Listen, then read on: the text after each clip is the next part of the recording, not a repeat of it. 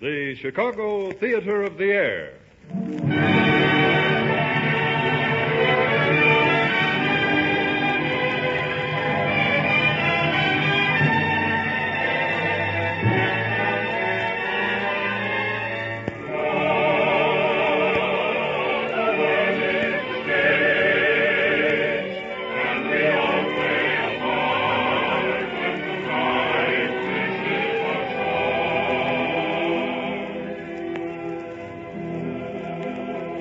Produced and narrated by Marion Claire, written and directed by Jack LaFrandre, conducted by Robert Trent. Radio programs, the famous Chicago Theater of the Air productions of the greatest musical dramas. Tonight's performance, Ivan Carroll's Pink Lady, starring Virginia Haskins, David Poleri, Ruth Slater, and Earl Wilkie, with an all-Chicago dramatic cast headed by Muriel Bremner and Everett Clark. Featured speaker is Colonel Robert R. McCormick, editor and publisher of the Chicago Tribune.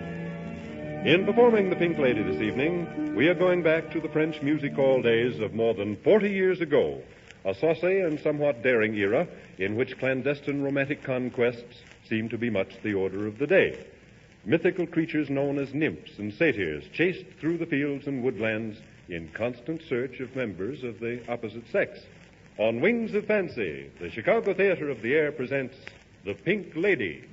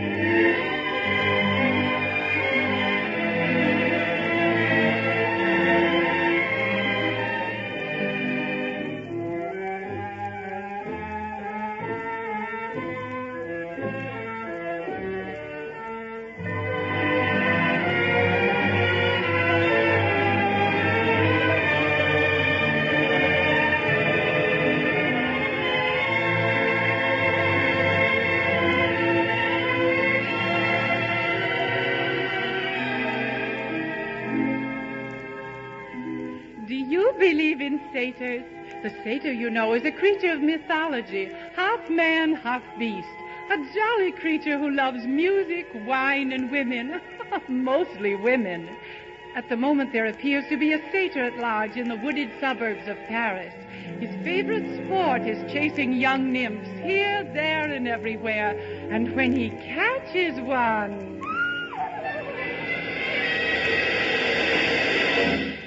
Just a moment. What is going on here? Did I hear a mademoiselle in distress? Oh, hardly in distress, monsieur. If only mortal man could make love like the satyr. Here's a lady who but yesterday was no one. In the neighborhood as famous as a slow one. She's now a fascinator and the world will celebrate her as the latest one to captivate the satyr. For the satyr knows a beauty when he sees her. And she has to be the best before he squeezes her. If a girl can tempt the satyr, then you really have to rate her as a proposition one with the equator.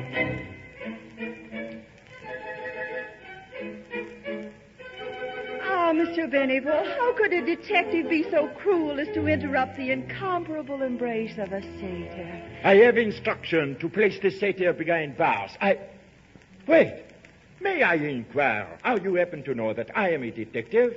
And my name is Benevol, mademoiselle. I'm quite a student of the male species, Monsieur Benevol. A fascinating subject. So? Ooh, la la. If I were not on duty, mademoiselle, perhaps... Wait. I know you now. The lady in pink. Oh, yes, the lady in pink. But you may call me Claudine, my handsome minion of the law. Handsome minion of... Oh, no, you don't.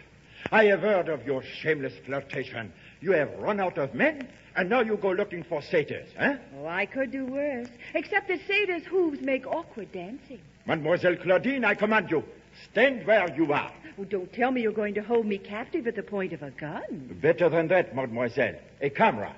Your picture will make very useful evidence when I capture the satyr. Oh, a camera. Isn't it strange, monsieur? It seems that every man I meet wants a picture of me to carry next to his heart. This picture I will carry to the police files, mademoiselle in pink. And if you are mixed up with that satyr... Wait. Hold that pose. Everything I do, everything I don't do, everything I will, everything I won't do, what I do and don't do, what I will and won't do, every single thing is worth a photo. All your little pics, all your little papers, look and you will find in the daily papers. All the daily papers follow up by capers, every single morning with a photo. Ring along the camera, fetch along the camera, don't have any doubt about it. Hurry up the cameras, got to have the camera, can't do anything without it. When I think, when I talk, when I drink, when I walk, if you want to catch it all in toto, you must be on the spot and of me take a shot, for everything I do is worth a photo. Ring along the camera, fetch along the camera, don't have any doubt about it. Hurry up the camera, gotta have a camera, can't do anything without it. When I think, when I talk, when I drink, when I walk, if you want to catch it all in toto, you must be on the spot and of me take a shot, for everything I do is worth a photo, for everything I do is worth a photo.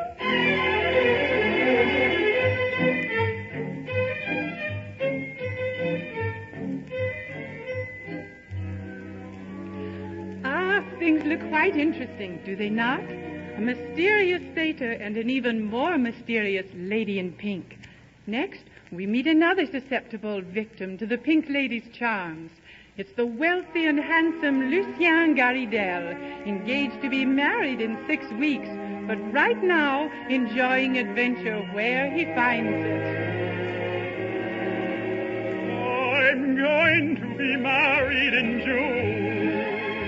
It's now the beginning of May, and so I'm still free to commune with a life that is single and gay. I'm free, but it's almost a sin. Already I ought to be true. I ought to behave so sedately and act just as good husbands do. But not just yet, I've got about 6 weeks more. Then I must forget all the joys I have known before. Of course, at the end of my bachelorhood, I'm sure to reform and grow perfectly good. But not just yet. I'm single for 6 weeks more. Not yet, just yet. You've got about 6 weeks more. 6 weeks to coquette with the life that we all adore. Of course, at the end of my bachelorhood, I'm sure to reform and grow perfectly good. But not just yet. I'm single for 6 weeks more. 6 weeks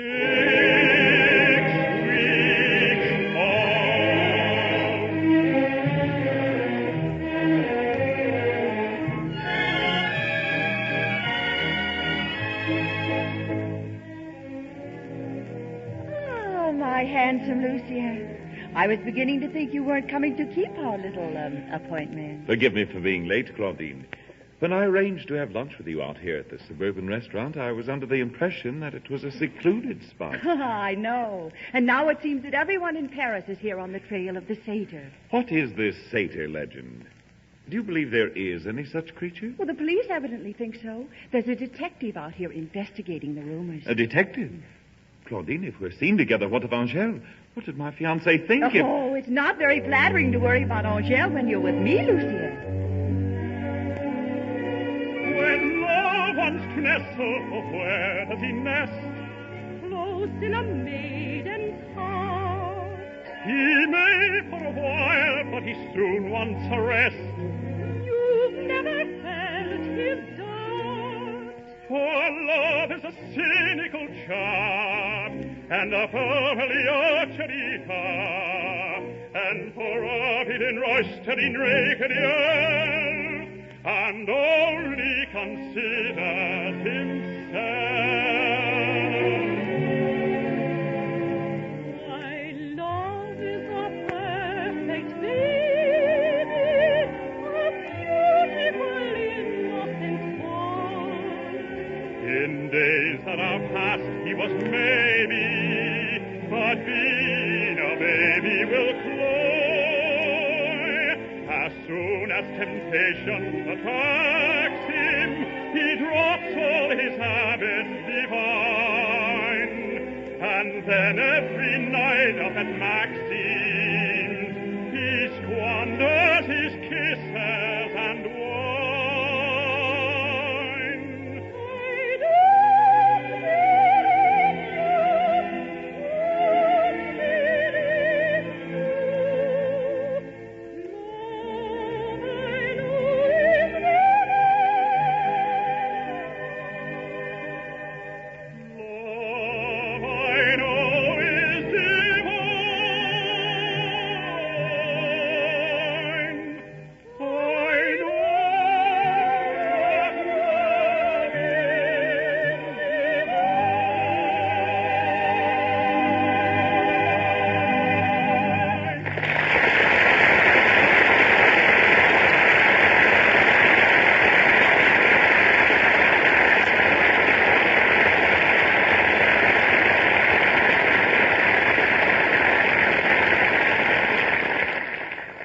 Believe me, Claudine, if I had met you sooner, before I became engaged to Angèle... Lucia, just what have you told Angèle about us?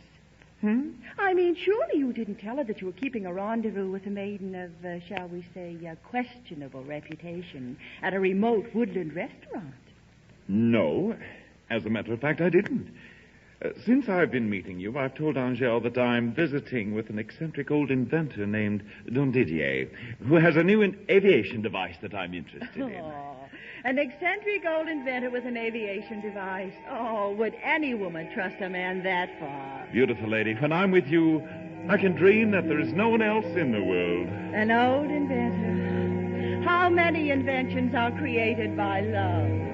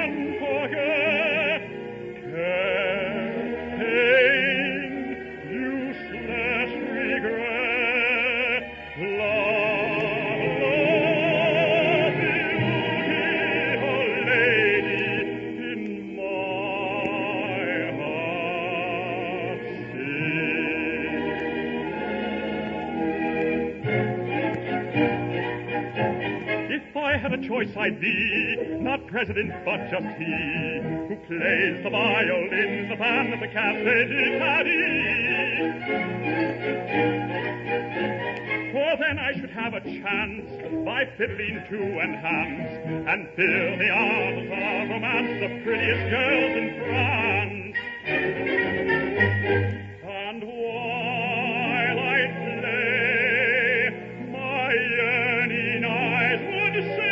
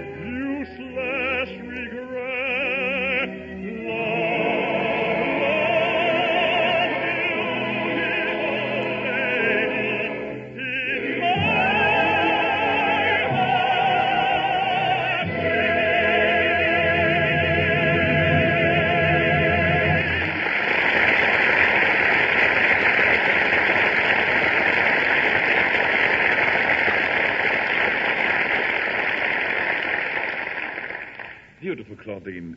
I love Angèle, of course. That's why I'm engaged to her. But I can no more resist your bewitching charms than I can live without air or sun or stars. Of course you can't. That's why I have what I have, Lucien. So, Lucien. Huh? Angèle? So this lady in pink is your Monsieur Don Didier.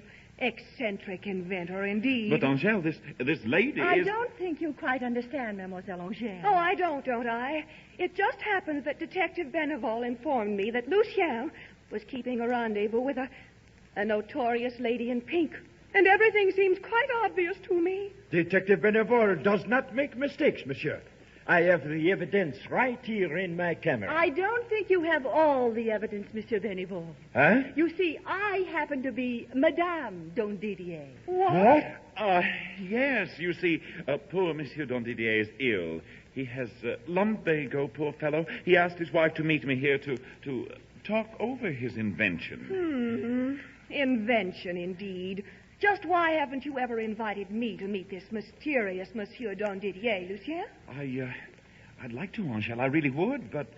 Yes? Well, he's rude to women. You see, Angèle, Monsieur Dondidier is the satyr. The satyr? I know you both sympathize with me. Being married to a satyr has its difficulties, but you'll have to forgive my husband, for he is a genius, an inventor. Tell me, Lucien, just where does this satyr, this Monsieur Dondidier, live? Well, he lives at number 72 Rue Saint-Honoré. Number 72 Rue Saint-Honoré. Number 72 Rue Saint-Honoré? Yes, number 72 Rue Saint-Honoré. But I wouldn't advise calling on him. Chasing nymphs through the damp forest brought on his lumbago, and he's too ill to see anyone. Well, nymphs or no nymphs, ill or not ill, he's going to see me. That is, if such a person lives at 72 Rue Saint-Honoré. And he will see me, monsieur. I have orders to get evidence on the satyr and arrest him. If you're telling the truth, I will ask your forgiveness, Lucien. But remember, I have a fast car, and you can't get a train out of here for half an hour. It's very important that I get there first, Lucien. Yes, of course, Angèle. Of course. Number 72 Rue Saint-Honoré. The end of my search for the satyr. Detective Benevol, let me compliment you. You are a genius.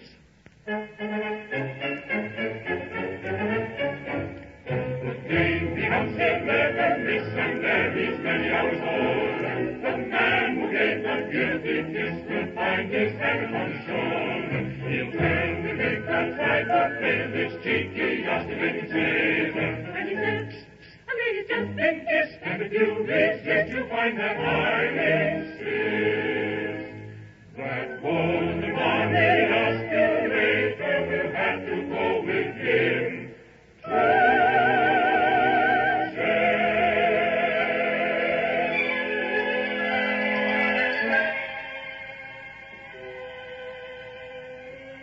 Claudine, what have I gotten into? There's no such person as Monsieur Dondidier. I simply used any name that occurred to me. Oh, but there is such a person, Lucien. What? I happen to know an old antique dealer named Dondidier who lives at 72 Rue Saint-Honoré. Oh, but what happens when Angèle and that detective get there? Oh, I thought of that, naturally. So I bribed a waiter to puncture Angèle's tires. And if we make that train, perhaps Monsieur Dondidier will hearken to the cause of romance. You bribed a waiter to punch it? Oh, beautiful lady, what would I do without you?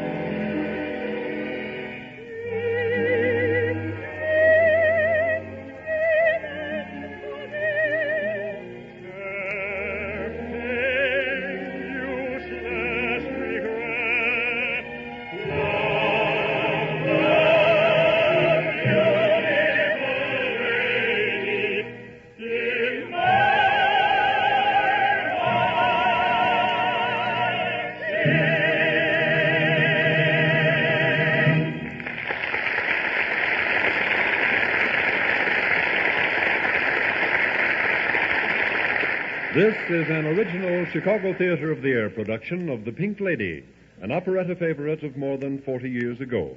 Our stars are Virginia Haskins, David Poleri, Ruth Slater, and Earl Wilkie, our conductor, Robert Trendler, and our narrator, Marion Claire. At this time, it is our sincere pleasure, as always, to present our featured speaker of this broadcast series, Colonel Robert R. McCormick, distinguished editor and publisher of the Chicago Tribune, noted world historian, and outspoken American patriot. Tonight, Colonel McCormick will speak on the historic background of American Indians. Ladies and gentlemen, Colonel Robert R. McCormick.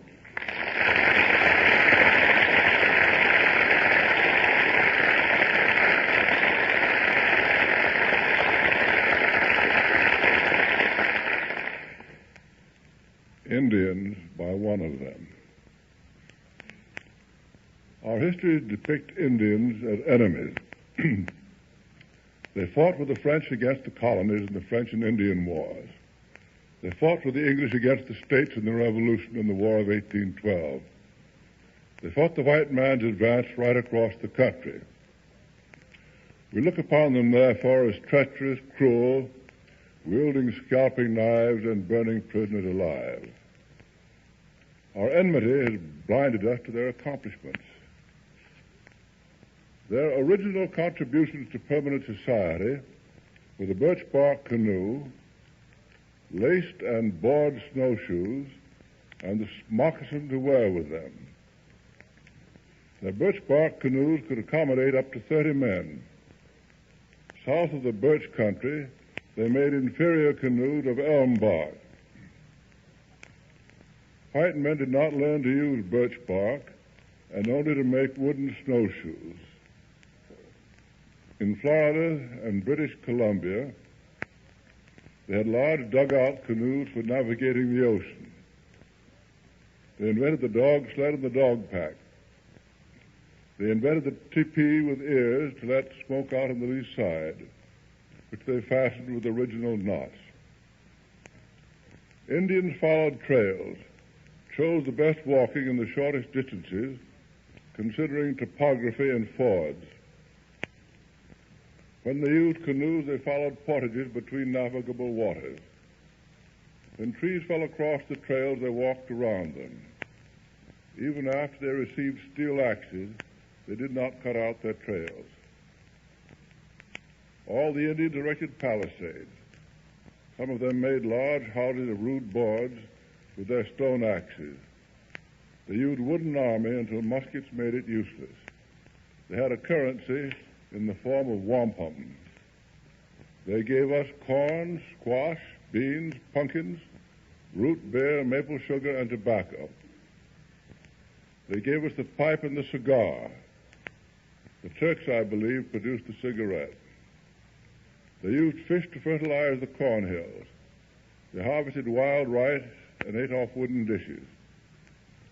From eating it when short of food, they discovered that the inner bark of the tree, when cooked, cured scurvy, without appreciating, of course, the fact that they had discovered vitamin B.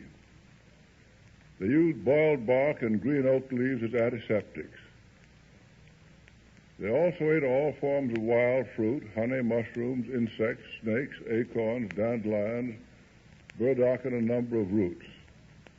All kinds of fish and shellfish, all animals except otter, including seals, sea lions, and walrus in the north, and manatee in the south.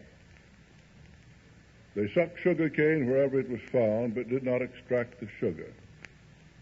Their favorite food was dog meat, which seems strange, but Raoul Amundsen, who ate it on his polar expeditions, told me it is excellent. They used steam baths when white men used no baths. They had bone fish hooks and wooden fish spears. They made bows of thorn apple wood. They hammered out copper fish hooks.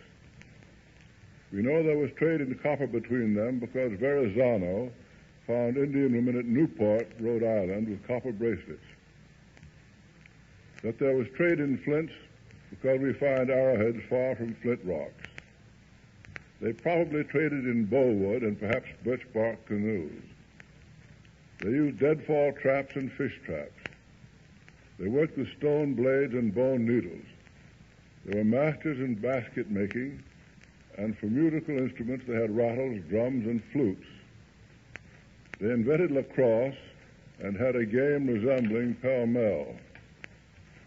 They had pottery, but as pottery was inconvenient to take on war parties, they used birch bark vessels and the paunches of animals in which they threw hot stones for cooking.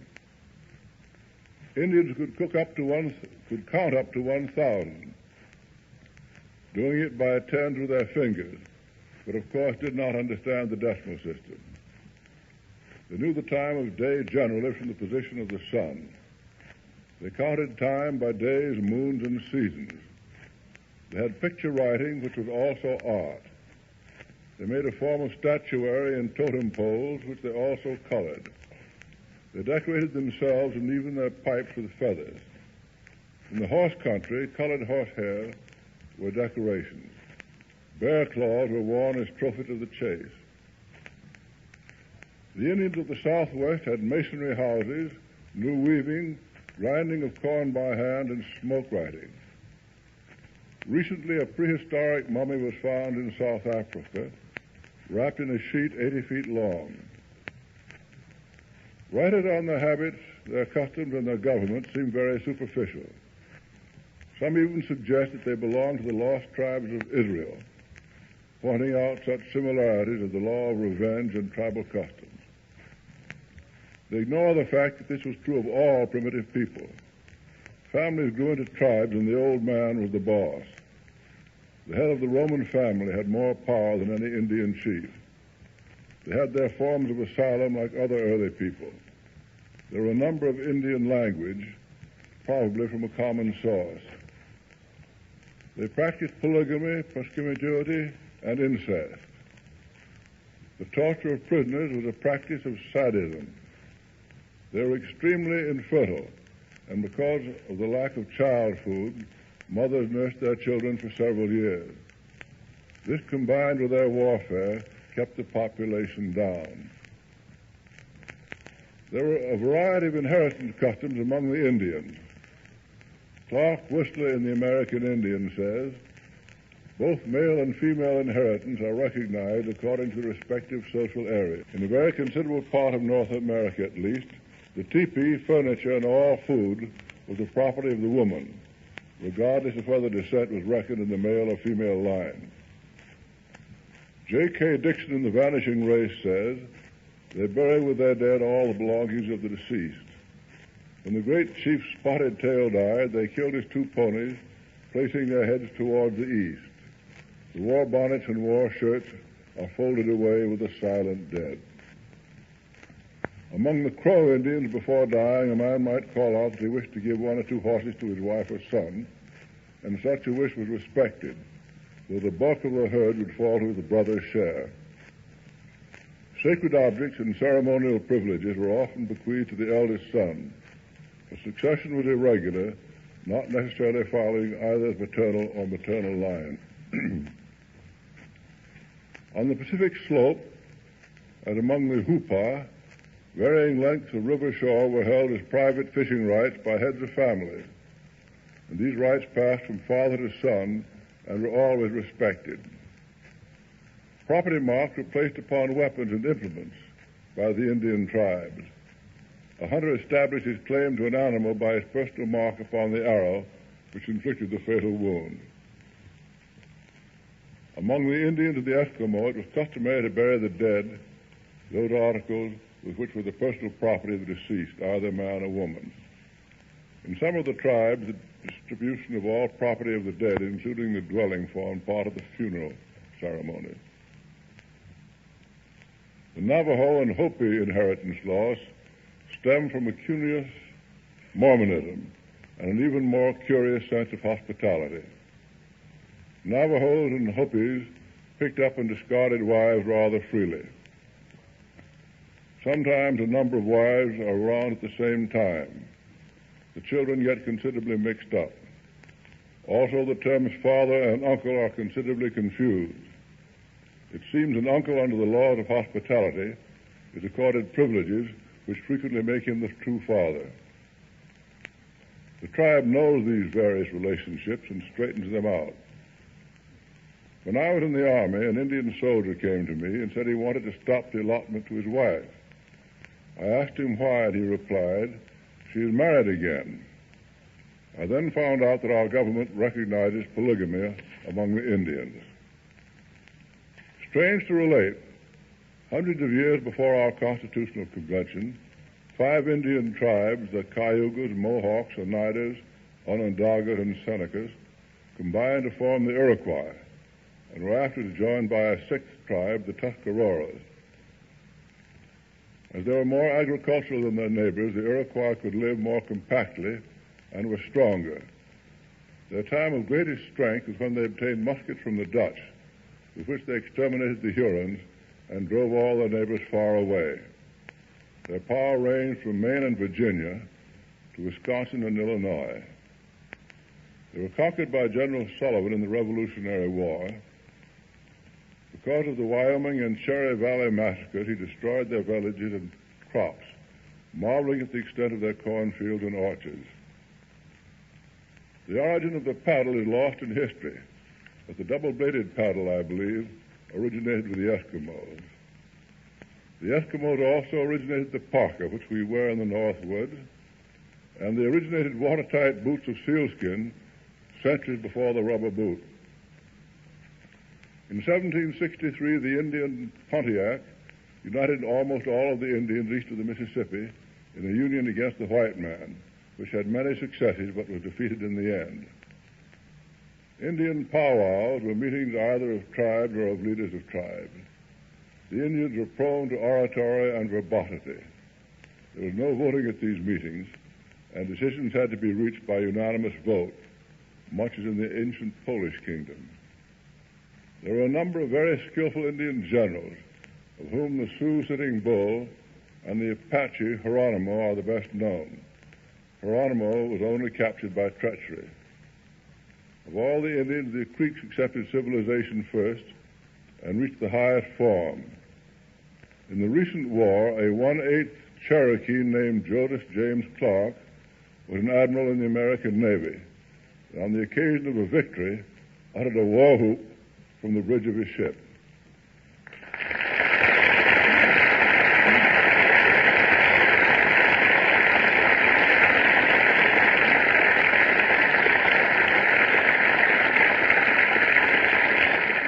Speaking from the stage of the Chicago Theater of the Air, Colonel Robert R. McCormick, editor and publisher of the Chicago Tribune, has delivered another in his weekly series of informative commentaries presented as a public service feature of this program. Free copies of tonight's address on American Indians may be obtained by writing to the Mutual Broadcasting System, Chicago 11, Illinois. The Chicago Theater of the Air continues tonight's production of The Pink Lady, starring Virginia Haskins, David Poleri, Ruth Slater, and Earl Wilkie, with narration by Marion Claire.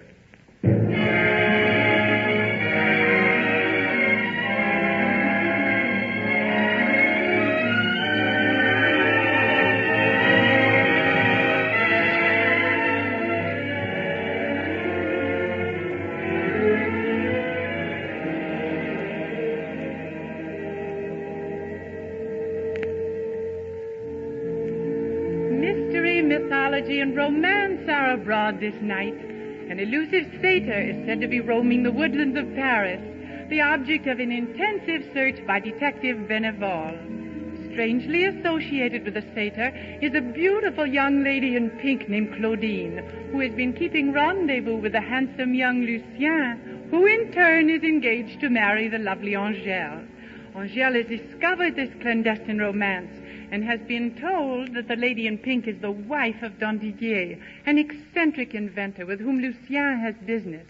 Monsieur Don Didier, however, is actually an antique dealer who knows none of the participants in this saucy adventure. As a matter of fact, Monsieur Don Didier has his own difficulties. Very perplexing indeed. Things like that do not walk away by themselves. They were here when this storeroom was cleaned last year. I shall have to report this matter to the police. From under my very nose, they have been stolen. Customers. We're in time, Claudine. Something I can do for you, please? Oh, fortune is with us, Lucien. Apparently we have arrived before your Angèle and her detective. So I am talking to myself, perhaps. Something I can do for you, please? Oh, Monsieur Don Didier, Monsieur Lucien here seems to be having romantic difficulties, and you fit right in the middle. Romantic difficulties? Thieves have broken into my storeroom, and you bother me with trifles. Trifles? Monsieur Don Didier, romance is the most important thing in the world. When I look at you, mademoiselle, what you say seems entirely possible. Ooh la la! Oh, king of men, who would you trust when a woman fair, who little men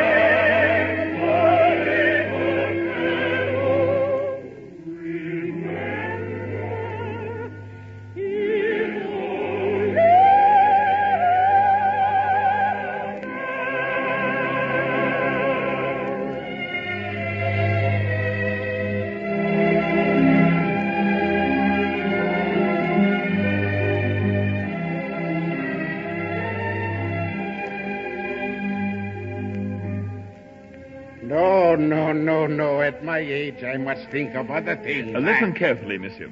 My fiancée is coming here, and she thinks you're a business acquaintance of mine. I am? You're an eccentric inventor. A what? You have an aviation device. Aviation which? And lumbago. I never felt better in my life. And you understand, even though I used your name, I never knew you existed at all. I don't. I don't? And this young lady here is your wife. My wife? So, now you are getting very interesting. Monsieur Dondidier, please. You see, we arrived here first before his fiancée. But You see, she had flat tires. A fiancée with flat tires? Punctured with a fork, you understand? Enough. Monsieur Dondidier, don't you understand what we mean? No. Oh. Oh, now look here, Dondidier.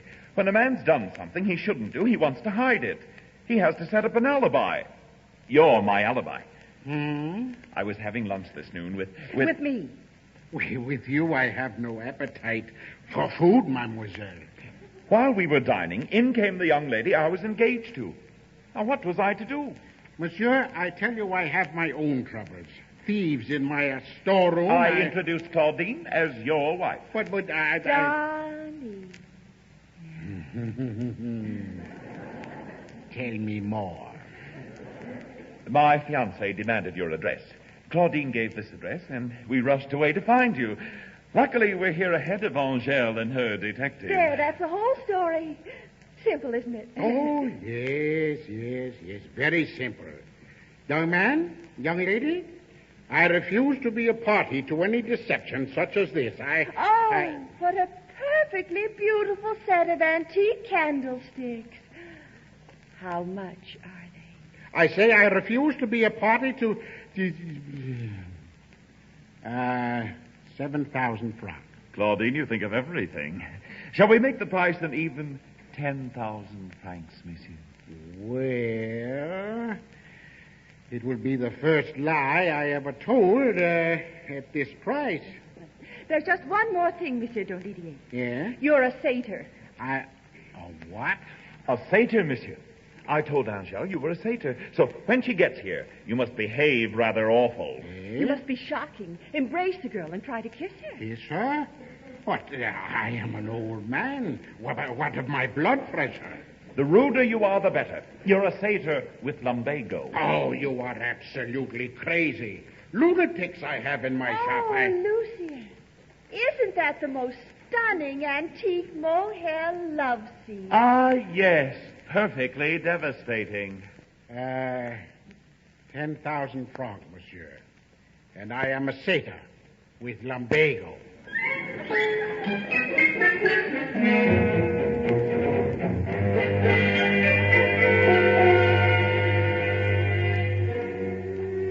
I beg your pardon.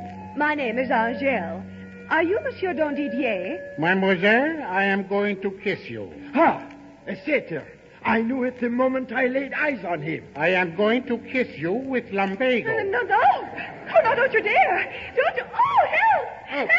You are under arrest, Dondidier. You are under arrest.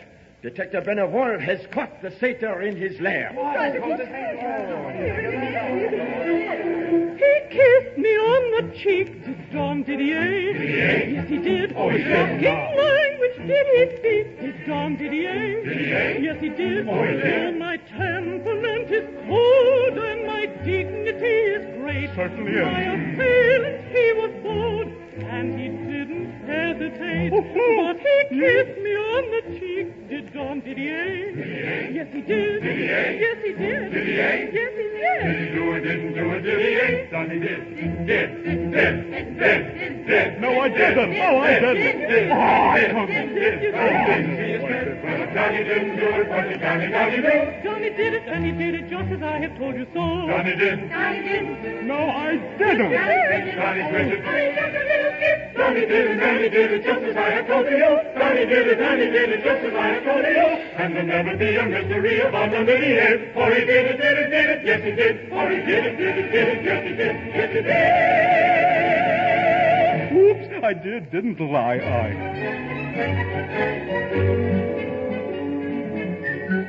Come with me, Monsieur Satyr. Detective Benevol always gets his men. But, Monsieur Detective, I am not a satyr. You certainly are. You tried to kiss me. How can you deny that? Wait. Who is making merry in this antique shop there? Huh? Who are you, madame? Yes, who am I? I am Madame Dondididoodle, this gentleman's wife. You thought I was Catherine Hart, maybe? Why? You are Madame Dondidier? In the Bronx, he found me in a weak moment. Look! Behind my hot chest is hiding stowaway. Lucia, you... Angèle, my dear, after all, I'm still free to live as I please. Until we're married, at least. You're free from now on, Lucien. And the lady in pink. Aha! Well, Lucien, we tried. But there's no point in being too serious about things. After all, there's always a new love to replace the old. Before wedding, dearest Angèle, I'm bidding goodbye to Claudine. I'm taking a tender farewell of her and of all that we've been. Claudine is a very old friend. I've known her for nearly a year. Alas, our sweet friendship must end, for I'm doomed to a married career. But not just yet, just yet, just yet. I've got about 6 weeks more. Then I must forget all the joys I have known before. Claudine must become a mere dream of the past, and I the conventional hobby at last. But not just yet, just yet, just yet. I'm single for 6 weeks more. Not yet, just yet, just yet, just yet. You've got about 6 weeks more. Then you must forget all the joys you have known before. Claudine must become a mere dream of the past, and I the conventional hobby at last. But not just yet, just yet, just yet. I'm single for 6 weeks more.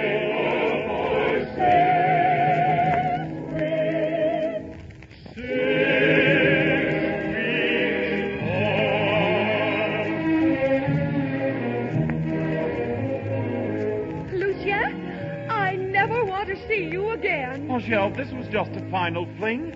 After all, you were kissed by Monsieur Dondidier. Monsieur Dondididoodle, to think all the way to Paris I came to marry a schmo who thinks he's a satyr, maybe. All of a sudden, I am a satyr. I have no home and no wife. I have no antique shop. I am a licentious old reprobate. And for what? That is a good question.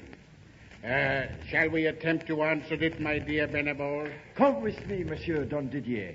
I will put you to the test that no satyr can resist. Oh, what's the use of being serious? For the world's all right if your heart is light, and then your officer imperious. And they're just a frolicking boy. No use to bother so and muss about. For a thing like this, just a stolen kiss, you've nothing here to make a fuss about. You've nothing here to make a fuss about. And just for a stolen kiss, why make such a fuss like this? So come and dance with joy, with joy. So come and dance, Canada. What's the use of being serious? For the world's all right if your heart is right. Unfed little officer imperious, and be just a frolicking boy. Come and dance with joy, with joy. So come and dance and dance.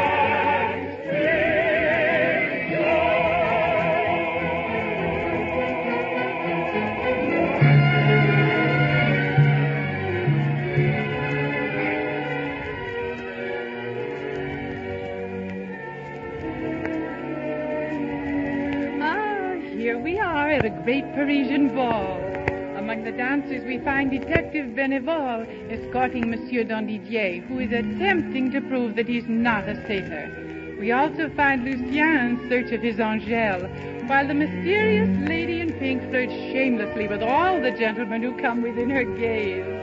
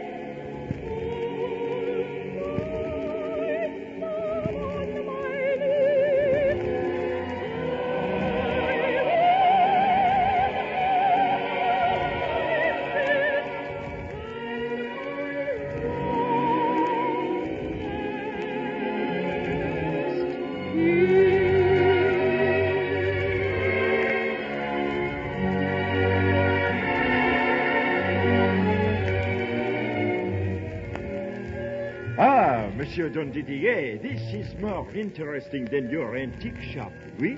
Oh, Monsieur Detective, the young ladies I see here are hardly antiques. Ooh la la la la. So, just as I thought, Monsieur Dondidier, you are behaving just like a satyr. I don't know exactly what I'm behaving like, but whatever it is, I like it. Ah, I perceive I am beginning to find all the evidence I need, monsieur. At 2:30 this afternoon, I was a moral man. Clink, clink, clink, life is a joy. Pop goes the wine boom. At 3:30, a bold buffoon started a deadly plan to wreck my life on the rocks of sin, to break the door of my scruples in, and push me over the brink, the brink where the glasses clink. And the worst of it is, I like it. He likes it. I like it. Likes it. My head goes round like a teetotum, my heart goes thump like a big bass drum. Hip, hip, with a zip, hip, hip, with a zip. Come and make things hum, and the worst of it is, I like it. He likes it. I like it. Likes it. And the worst of it is, I like it. He likes it. Yes, I do. And the worst of it is, he likes it. I like it. He likes it. His head goes round like a teetotum. My heart goes thump like a big bass drum. Hip, hip, with a zip, hip, hip, with a zip. Come and make things fun. And the worst of it is, I like it. He likes it. I like it. And the worst of it is, I like it. He likes it. Yes, he does.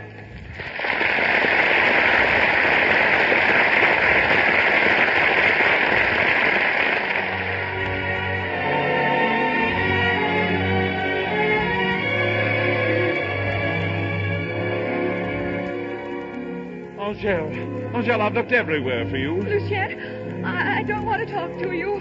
I hate you. After all, you did promise to marry me, Angèle. My affair with Claudine was harmless. There was something about her I couldn't resist, that's all. Why, of course, Angèle. Oh, Lucien told me personally how much he cares for you. The lady in pink. Are you everywhere at once? Practically. It's a peculiar gift I have. Ah, there you are, my lady in pink. I'm a satyr. Ooh la la. Oh, Monsieur Dondidier, control yourself. Say, this is strange. What is it, Monsieur Benevol? These films I took of the lady in pink at that restaurant. I picked them up from the photographer this morning and just happened to look at them. Oh, how disgraceful. Pictures of you and that woman dining together, Lucien. Oh, well, the pictures of him came out all right, but where the lady in pink should be, there is nothing. Perhaps I was out with a ghost. You can't photograph a ghost, Venable. Well, there's certainly nothing ghostly about your Claudine. She looks like anything but a... Oh, Lucien, look. Claudine, what's happened to you? What is this? The lady in pink has turned to stone. She's a statue.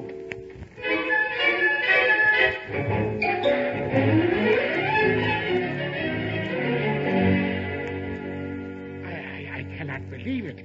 That statue disappeared from my antique shop a year ago. My missing Circe. Circe, goddess of temptation. She was in my storeroom with another statue. They both disappeared. Look, Lucien. There is another statue. See, standing next to her. A satyr. A satyr? What's the explanation of all this? Now I see it all. My Circe came to life to give you one more round of freedom before marriage. But she took her satyr with her, just to be sure you didn't get too serious. The lady in pink. I understand now. A symbol of man's constant yearning for adventure and romance. Lucien, you'll never again have to yearn any further than me. Oh, Angèle. So, Monsieur Doodly-Doodle, you will take home your stone-cold Circe, and I will be your hot patootie. Who said old dogs can't learn new tricks, my dear? Wait a minute. I must make a report to headquarters.